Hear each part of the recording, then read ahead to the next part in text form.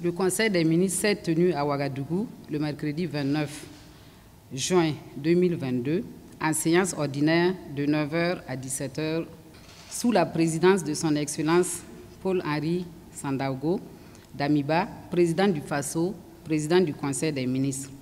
Donc, le Conseil a délibéré sur des dossiers inscrits à son ordre du jour, entendu des communications orales, procédé à des nominations et autorisé des missions à l'étranger.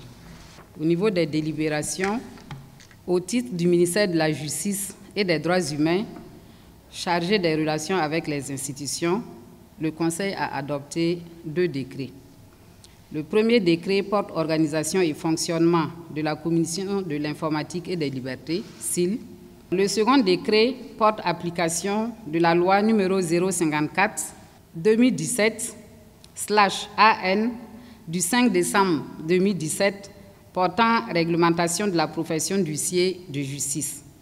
L'adoption de ce décret permettra d'actualiser et de compléter le dispositif juridique applicable à la profession d'huissier de justice au Burkina Faso. Au titre du ministère de l'Enseignement supérieur, de la Recherche et de l'Innovation, le Conseil a adopté 5 rapports. Le premier rapport est relatif à 2 projets de décret portant respectivement création d'emplois et nomination d'enseignants-chercheurs dans l'emploi de maîtres de conférences à l'université de Fadangouman. L'adoption de ces décrets permettra donc la création de 4 emplois de maîtres de conférences et de 13 emplois de maîtres assistants et la nomination de 4 enseignants-chercheurs dans l'emploi de maîtres conférences à l'université de Fada. Le deuxième rapport est relatif à l'approbation des résultats de l'appel d'offres international pour l'acquisition d'équipements spécifiques de laboratoires physique-chimie, SVT, au profit des institutions publiques d'enseignement supérieur et de recherche du Burkina Faso. Le Conseil a marqué son accord pour l'attribution des marchés aux entreprises suivantes. Lot numéro 1. Le lot numéro 1 est attribué donc au groupement Albatros Afrique SARL et ERM Automatisme Industrie SA pour l'acquisition d'équipements spécifiques de laboratoires physique-chimie, SVT, au profit de l'Université Joseph Kizerbo et du Centre universitaire de Ziaré pour un montant d'1 332 388 040 francs CFA.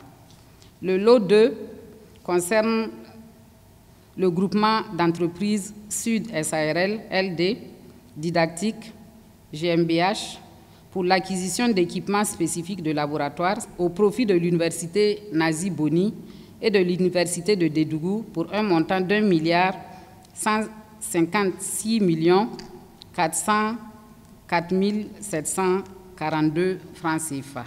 Le lot 3 a été attribué à Cogea International pour l'acquisition d'équipements spécifiques de laboratoire physique-chimie SVT au profit de l'Université Norbert Zongo pour un montant de 991 650 260 francs CFA, toutes taxes comprises. Et le dernier lot, qui est donc le lot 4, a été attribué au groupement d'entreprises Sud SARL LD, Didactique, GmbH, pour l'acquisition d'équipements spécifiques de laboratoire physique-chimie, SVT, au profit de l'Université Thomas Sankara et de l'Université de Wayugia, ainsi que le Centre universitaire de Kaya, l'École polytechnique de Ouaga et l'Institut des sciences pour un montant d'1 149 535 748 francs CFA. Le délai global d'exécution est de 120 jours pour l'ensemble de ces lots. Donc, le financement de ces acquisitions est assuré par la Banque mondiale à travers le don IDA 357 BF du 21 août 2018. Le troisième rapport du même ministère est relatif à 2 projets de décret portant respectivement création d'emplois et nomination d'enseignants-chercheurs dans l'emploi de maîtres de conférences à l'Université Joseph Kizerbo.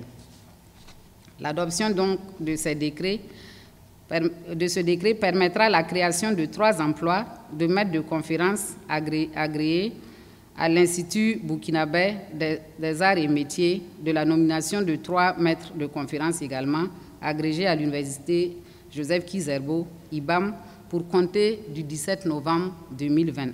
Le 4e rapport est relatif à 2 projets de décret portant respectivement à création d'emplois et nomination d'enseignants-chercheurs dans les emplois de professeurs titulaires, de professeurs titulaires hospitalo-universitaires et de maîtres conférences à l'Université Joseph Kizerbo. Le 5e et dernier rapport de ce ministère est relatif à 2 projets de décret portant respectivement création d'emplois et nomination d'enseignants-chercheurs dans l'emploi de maîtres de conférences à l'Université Joseph Kizerbo. L'adoption de ce décret permettra la création de 2 emplois de maîtres de conférences, d'un emploi de maître assistant et la nomination de 2 maîtres de conférences à l'Université Joseph Kizerbo. Le Conseil a donc adopté un rapport relatif à l'organisation du FESPACO. Pour la prochaine édition du FESPACO, on a eu donc le feu vert pour lancer et l'édition se tiendra du 25 février au 4 mars sur le thème « Cinéma d'Afrique et culture de la paix ». Au titre du ministère du Développement industriel, du commerce et de l'artisanat, le Conseil a adopté un décret portant approbation des statuts particuliers de l'Agence de financement et de promotion des petites et moyennes entreprises, AFP-PME. L'adoption de ce décret permettra de mieux réglementer les interventions de l'AFP-PME et de se conformer aux dispositions du décret numéro 2014/610 presse PM MEF du 24 juillet 2014 portant statut général des fonds nationaux. Au titre donc du ministère de la Solidarité et de l'Action humanitaire, donc le ministre a fait au Conseil le point d'une mission gouvernementale à Dori, chef-lieu de la province du Séno, une mission qui s'est déroulée donc le 19 juin 2022. Cette mission avait pour objectif de procéder à l'évaluation de la situation humanitaire dans la ville de Dori, causée donc par l'afflux de dizaines de milliers de personnes en provenance de Setenga suite à l'attaque terroriste perpétrée dans la nuit du 11 au 12 juin 2022 dans la dite commune et adapter donc une réponse humanitaire aux besoins réels de ces populations déplacées. La deuxième communication orale est relative au ministère de l'Agriculture et des Ressources animales, qui a donc fait au Conseil le point sur la situation de la campagne agricole au cours des semaines écoulées. Dans l'ensemble, cette campagne est jugée passable. Des infestations mineures sur le maïs par les chenilles légionnaires d'automne ont été signalées dans les régions des hauts-bassins et des cascades, mais les traitements sont en cours. Au titre des acquis donc, du gouvernement, le ministère de la Défense a pu libérer un otage d'origine polonaise qui a été donc enlevé sur l'axe Matiakwali-Kanchari le 27 avril 2022 sur la RN 4 en partance au Niger. Dednarski Rafal Kamil. Il a été libéré donc le 24 juin. Les autorités l'ont récupéré par la brigade de gendarmerie et transféré donc à Ouaga le 27 juin. Donc actuellement, il est pris en charge par les équipes médicales pour un bilan de santé. Donc le 28 juin, une cérémonie de remise de l'otage a été organisée donc par le ministère, les autorités chargées de la question. Il a été donc remis officiellement aux autorités polonaises qui ont envoyé une délégation au Burkina.